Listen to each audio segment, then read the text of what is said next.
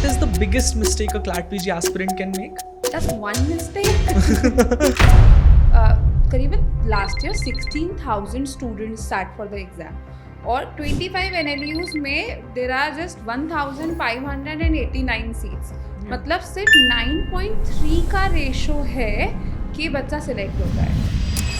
अब imagine a student जो constitution पढ़ रहा है तो वो MPGen भी पढ़ रहा है, वो BR Act भी पढ़ रहा है, वो 2 कोचिंग के नोट्स भी पढ़ रहा है कॉन्स्टिट्यूशन के लिए, फिर सिलेबस टाइम पे ख़त्म नहीं होता है. How do you choose these resources? कैसे फिगर आउट करूंगा मैं कि कॉन्स्टिट्यूशन के लिए कितनी रिसोर्स रेफर करनी है मुझे?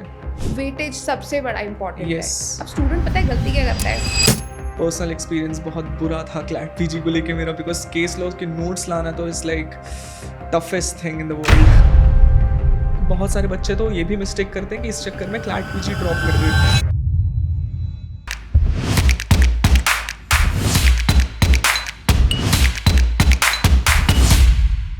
हाय guys, welcome to Legal Edge after college. मैं हूँ प्रियंका. और मैं हूँ राज. तो प्रियंका मैम, अब यहाँ पर हम इकट्ठा हुए हैं क्योंकि अब there is just few things that we want to discuss about CLAT PG. तो सबसे पहले प्रियंका मैम, क्या आप ये बता सकते हैं कि what is the biggest mistake a CLAT PG aspirant can make? Just one mistake? There are many. So if you actually look at ना, करीबन last year 16,000 students sat for the exam और 25 NLUs में there are just 1,589 seats. मतलब सिर्फ 9.3 का ratio है कि बच्चा सिलेक्ट होता है. ओवरऑल सिर्फ 9.3% सिलेक्शन. और ये तो सिर्फ मैं भी LLM एंट्रेंस एग्जाम्स की बात कर रही हूँ जब आपको मास्टर्स एक्चुअली करना है. अगर आप PSU के लिए ट्राई कर रहे हो तो वो रेशो और भी कम हो जाता है, बिकॉज जो टॉप 50 रैंक्स हैं सिर्फ उन्हीं तक कॉल आता है, या कुछ एग्जाम कुछ PSUs में टॉप 60 या टॉप 80 तक कॉल्स आता है. कंपटीशन बहुत ज़्यादा है. और ऐसा नहीं है कि स्टूडेंट्स मेहनत नहीं कर रहे हैं, they are actually working very hard. I have seen couple of my students, they have worked really hard. So it's not about the hard work, but it's about the smart work where students are making mistakes. I guess the सबसे पहली mistake अगर मुझे बोलना हो तो not analyzing the previous year question paper. Yes. Why do you analyze the previous year question paper? Ma'am, because उससे एक idea मिलता है कि एग्जैक्टली पैटर्न कैसा है. बिकॉज सेम सब्जेक्ट्स तो हम हर जगह पढ़ते हैं, AIB के लिए भी, सेबी के लिए भी हो गया, IBPS के लिए होगा, बट पैटर्न सबका डिफरेंट होता है. सो टू अंडरस्टैंड दैट पैटर्न, किस तरह के क्वेश्चंस आते हैं, किस सब्जेक्ट का वेटेज कितना ज़्यादा है, वो सब समझने के लिए PYP एनालिसिस तो मैंडेटरी है. वेटेज सबसे बड़ा इंपॉर्टेंट Yes. है. अब स्टूडेंट पता है गलती क्या करता है. 1 साल का PYP एनालाइज करें.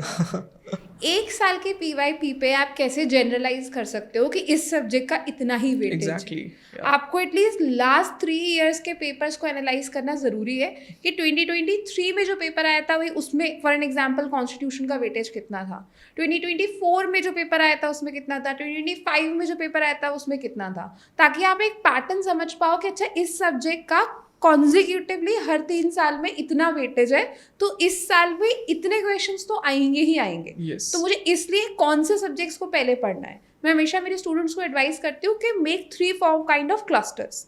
क्लस्टर 1 में हमेशा वो सब्जेक्ट्स पिक करो जिससे यूजुअली 7 से ज़्यादा क्वेश्चंस पूछे जाते हैं. क्लस्टर 2 में यू कैन पिक 2 सब्जेक्ट्स जिसमें 3 से ज़्यादा क्वेश्चंस बट 7 से कम क्वेश्चंस होते हैं.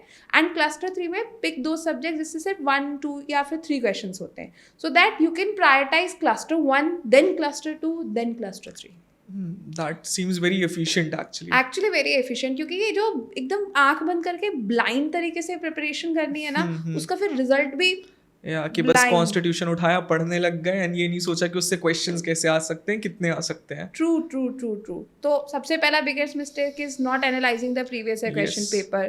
ठीक है. सबसे बड़ा दूसरा biggest mistake is choosing N number of resources.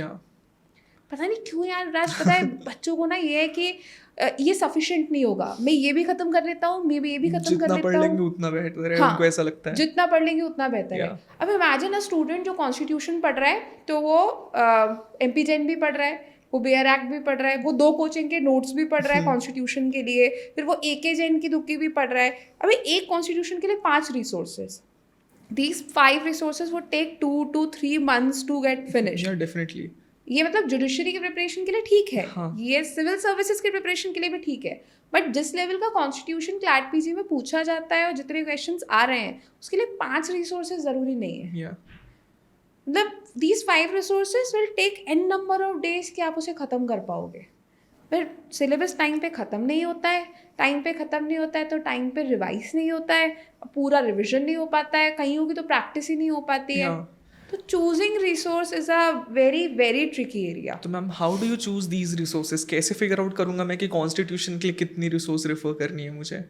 Get one resource, pick only one and choose that resource very wisely.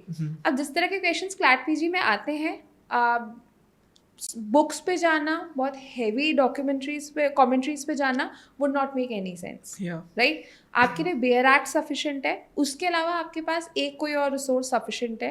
और यहाँ पे मुझे लगता है लीगल एज आफ्टर कॉलेज जो है वो बात बच्चों के लिए बहुत फ्रूटफुल रहा है।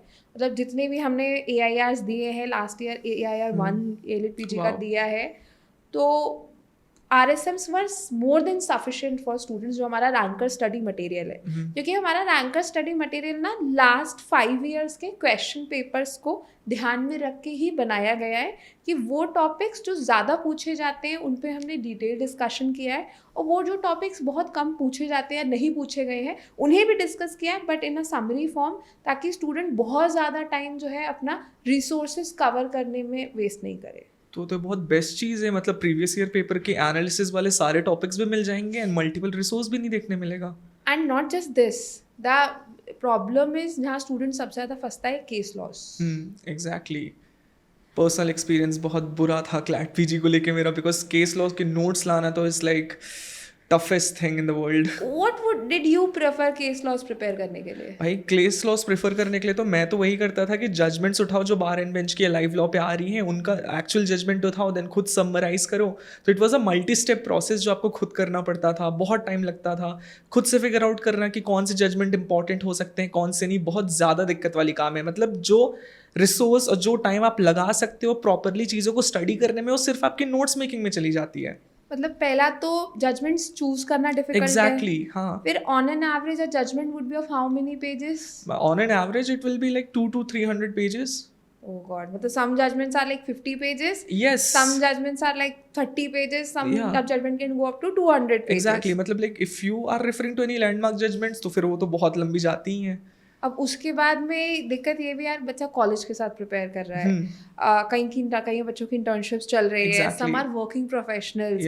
कॉलेज के साथ आई डोंट थिंक इतना सफिशिएंट टाइम होता है कि आप इतने लेंथी जजमेंट्स रीड कर पाओ। एग्जैक्टली नहीं, बहुत ज़्यादा डिफिकल्टी हो जाती है। बहुत सारे बच्चे तो ये भी मिस्टेक करते हैं कि इस चक्कर में क्लैट पीजी ड्रॉप कर देते हैं। नहीं, ड्रॉप नहीं करना है भाई।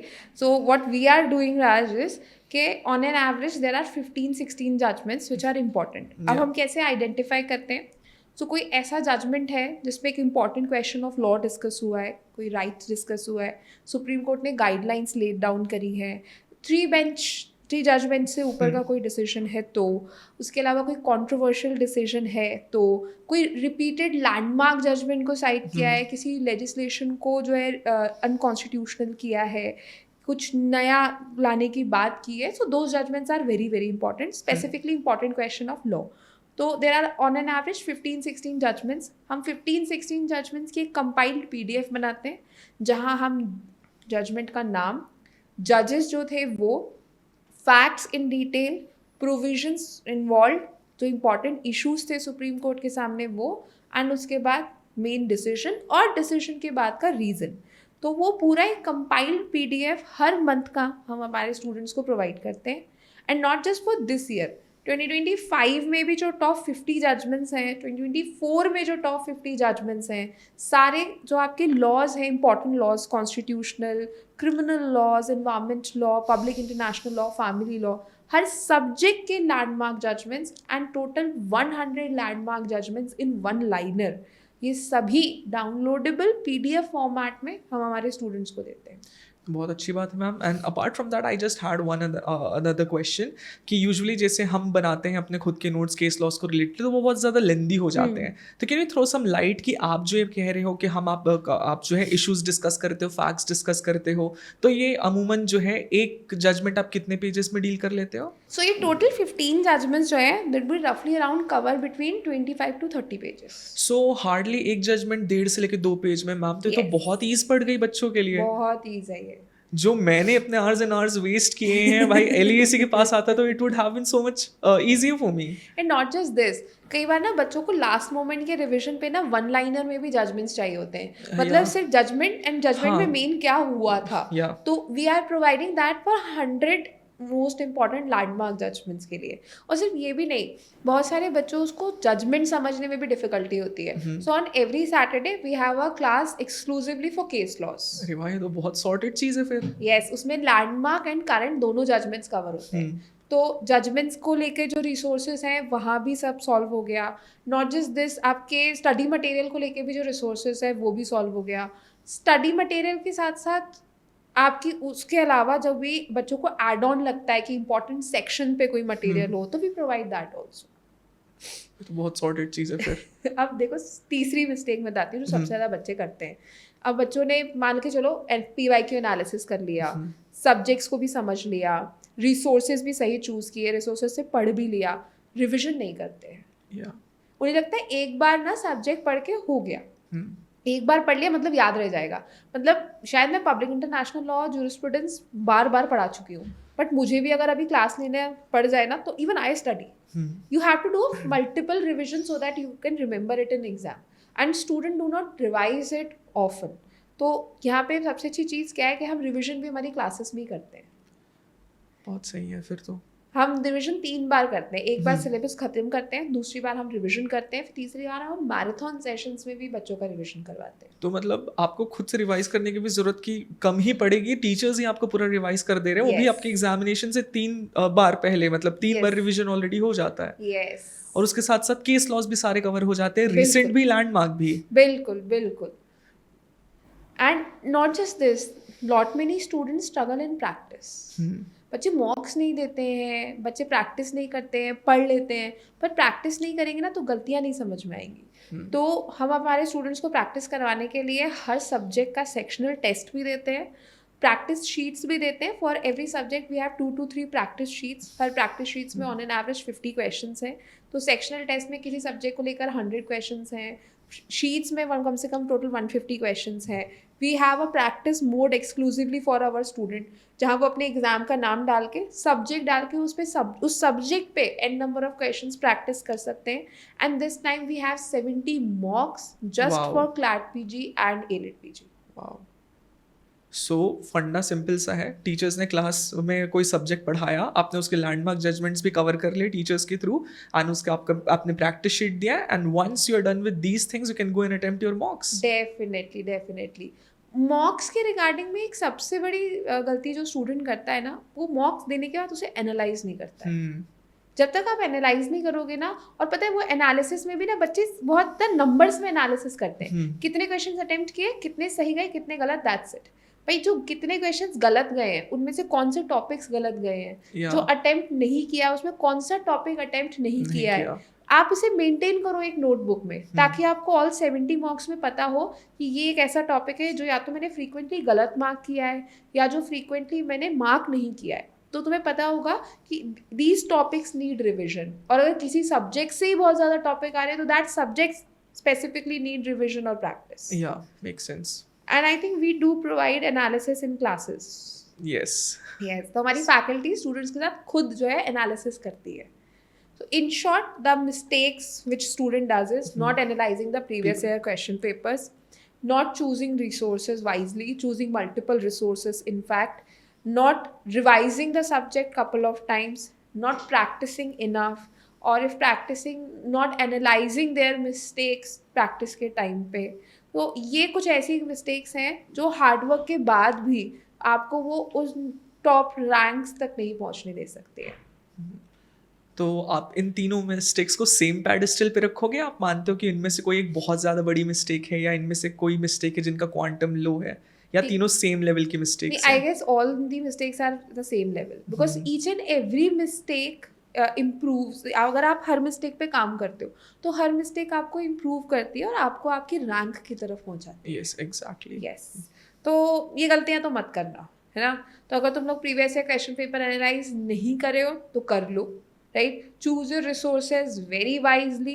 Revise your subject at least twice to thrice within the time limit. Practice enough, और प्रैक्टिस करने के बाद प्लीज़ उसे एनालाइज भी करो कि तुम्हारी गलतियाँ कहाँ है, ताकि तुम समय से पहले जो है अपनी गलतियों को इम्प्रूव कर सको। और अगर खुद नहीं कर पा रहे हो और तुम्हें एक सपोर्ट की ज़रूरत है, so you can always reach out to us. All you have to do, pick your phone and give us a call on 6363286363. गलती नहीं करना है, गलती करने से बचो, कहीं भी कुछ भी करना है. अगर एनालिसिस में प्रॉब्लम आ रही है, कंप्लीशन में प्रॉब्लम आ रही है, रिविजन में या मॉक्स में, प्रैक्टिस में, कॉल करो. Our team will reach out to you and we will help you with your preparation. Just give us a call 6363286363. See ya guys. Bye bye. Bye bye.